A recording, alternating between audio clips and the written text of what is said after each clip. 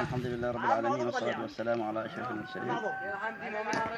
العمل في طلعة المرحوم فهد الشقراني يسير على قدم وساق بكل سلاسة، ومستمر العمل فيه، وقد تم ما أنجز بطول 14 متر طولا بارتفاع متر ونصف، وهو بحاجة إلى ارتفاع زيادة إلى ما أقل شيء في أماكن إلى مترين، وفي بعضها أقل من ذلك.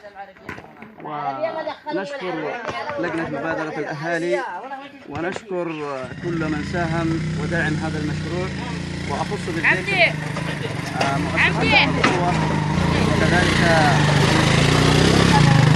رجل الأعمال ورجل الخير عبد القادر الشقراني، وكذلك نطالب أهل الخير بزيادة لكي يكتمل المشروع في عملية الرصف واكتمال بناء الجدار الساند.